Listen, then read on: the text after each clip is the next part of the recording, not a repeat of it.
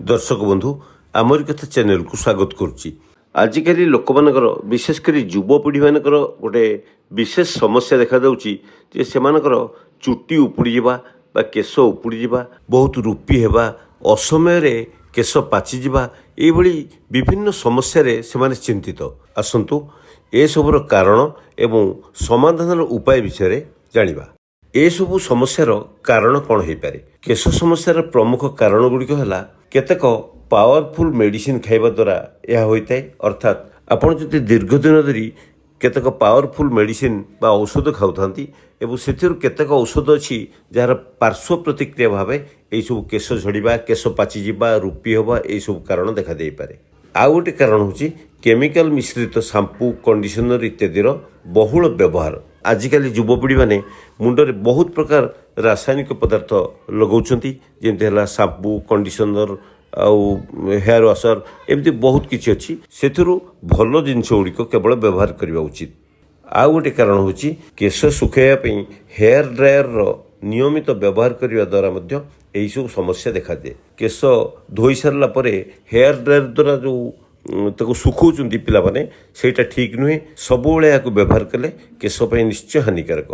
आउ गोटे कथा होची जे अत्यधिक खरारे बुलिवा द्वारा सूर्य किरण जो केश उपर पड़े तार मध्य प्रभाव अच्छी केशर क्षति हो पारे। ओदा केश को टावल रगड़ी रगड़ी पोछिवा द्वारा मध्य केश झड़ी थाए एवं केशर समस्या देखा जाए। ये केश झड़िबा केश पाचिबा रूपी हवा इत्यादि यही समस्यार जो प्रमुख कारण है सेगुड़िक है यही सब कथा। किंतु आहरी भी अनेक कारण अच्छी किंतु एगुड़िक हूँ प्रमुख कारण। आसतु ए विषय जानिबा। मन रखु वायुमंडल रे अधिक आर्द्रता थिले केश मूल कुंडे हेबा एक साधारण समस्या। एथिपई अल्प उषुम नड़िया तेल केश मूल रे घसंतु। रूपी देखागले निंब तेल लगांतु। आश्चर्यजनक सुफल मिलिबो। अधिक रूपी होथिले 2 चामच महुरे 1 चामच पियाज रस गोलई सप्ताह 2 थर गाधोइबा पूर्व केशरे लगांतु। 15 मिनिट पर शैम्पू रे केश धोई सफा करंतु।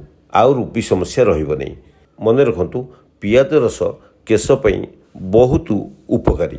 यह कले रूपी समस्या दूर हुए। ता छड़ा पियाज और लेंबू रस को एकाठी फेंटी मुंडरे लगाइले मध्य सुफल मिले। वर्षा जल रे मुंड ओदा करंतु नहीं। जदिबा वर्षा रे केश ओदा हो जाए यथाशीघ्र शैम्पू रे धोई सफा कर दियंतु। कारण वर्षा जल केश पई क्षतिकारक। वर्षा रे जो वायुमंडल थिबा धूली मली एसबू मिसी थाए एवं वर्षा रे केतेक अम्लीय पदार्थ बा एसिड युक्त पदार्थ मध्य मिसी थाए जहाँ केश पई बहुत क्षतिकारक। तेणु वर्षा रे केश ओदा हेले ता संगे संगे तो सफा कर दियंतु नचेत केश पई यह क्षतिकारक। शैम्पू रे केश धोइबा परे कंडीशनर लगांतु। केश रुक्ष हेबो नहीं। 2 चामच उषुम नड़िया तेल रे लेंबू बा कमला रस फेंटी लगांतु।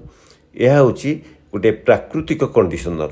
मन रखंतु केश सुखाइबा पई ब्लो ड्रायर्स व्यवहार करंतु नहीं। मु तो कहिछि ब्लो ड्रायर्स द्वारा केश सुखाइले यह केश पई बहुत हानिकारक। बरं यह बदल रे सूता तौलिया व्यवहार करंतु। सूता तौलिया द्वारा हल्का हल्का भावे मुंड को पोछंतु एवं सुखाई दियंतु। ब्लो ड्रायर्स व्यवहार कले केश मूल आर्द्र रुहे नहीं एवं केश झड़िबा और फाटिबा आशंका हुए। तेणु आपण जदि ब्लो ड्रायर्स व्यवहार कम करेंगे ताले एसब आशंका कम रुहे। समान परिमाणर पियाज रस और नड़िया तेल फेंटी केश मूल भल भाव मालिश करंतु। या द्वारा केश मूलरू मृत कोष बा ड्राई सेल गुड़िक बाहरी जाए एवं केश मूल शक्त हुए। फल केश आउ झड़े नहीं। केश को घन कला करने 2 चामच पियाज रस गोटे अंडार धला अंश मन रखु अंडार जो धला अंश ताकू फेंटी केशरे लगांतु। अध घंटा पर केश को शैम्पू रे सफा कर दियंतु। लाल रंगर पियाज केश पई बहुत उपकारी। एथिरे सल्फर परिमाण अधिक मात्रा थिबारु केश मूल रे रक्त संचालन ठीक रहे।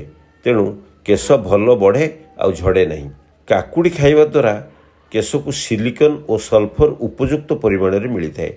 यह द्वारा केशर घनत्व बढ़े। आ गोटे कथा मन रखु सकाळु खाली पेटरे 3-4टी पेस्ता बादाम खाइबा सह काजू खाइले केश झड़िबा बंद हुए। महू होची केश पई उपकारी। महूरे 2 चमच कंचा क्षीर मिसाई केशरे लगांतु।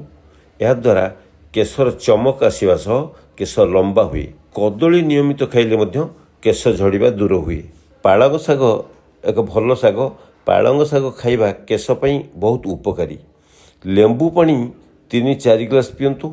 यह द्वारा अकाल पक्वता दूर हुए एवं केश शीघ्र पाचे नहीं। जो मानकर बयस पूर्व बयस हो कि पाची जाए से माने पालंग शाग खातु एवं लेंबू पानी 3-4 ग्लास दिन को पियंतु।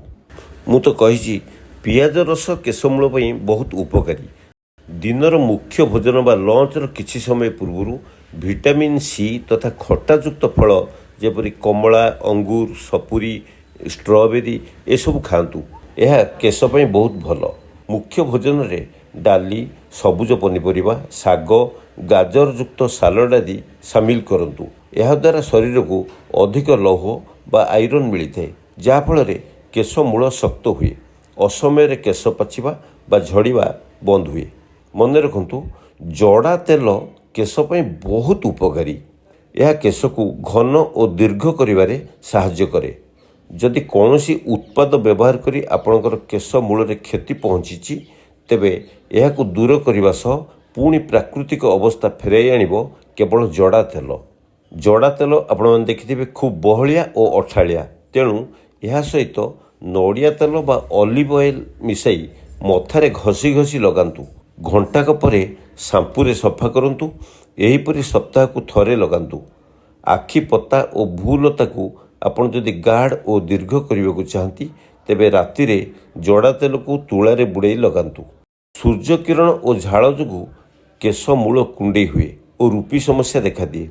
यह दूर करने केश धोइबा पूर्व केश मूल किछि दही नहीं घसंतु बा लगांतु। अधिक रूपी होउथिले 4-5टी निंब पत्र पानी रे फुटई ठंडा हेबा परे राति रे केश मूल लगांतु। सकाळे धोई दियंतु। रूपी समस्या दूर हेबो एवं केश फाटिबा मध्य बंद होई जिवो। अधिक मात्रा रे केश झड़ुथिले नड़िया तेल किंबा ऑलिव तेल को फुटई अल्प उषुम अवस्था रे केश मूल घसंतु। पूरा ठंडा करेंगे। अल्प नख उषुम थी केश मूल घसीबे।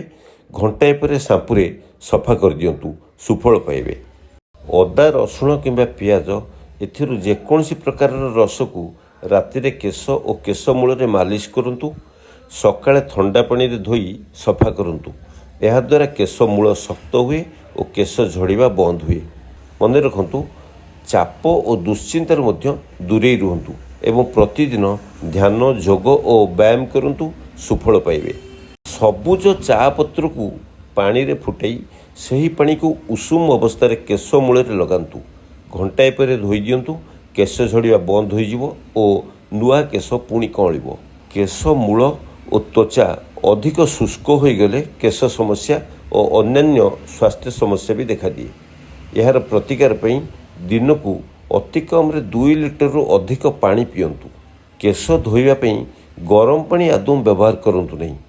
आपण माने गीजर लगे यदि गरम पानी रे मुंड धोइबे एटा क्षतिकारक। यह द्वारा केश अधिक शुष्क हो जाए।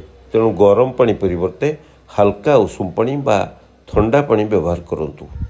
आशा करुच्ची ये भिडियोटी निश्चय आपंकर उपकार लगे। भिडियोटी केमती लगे कमेंट बॉक्स में मतामत देवे। चैनल को सब्सक्राइब करने सहित लाइक और शेयर करेंगे। रोची धन्यवाद।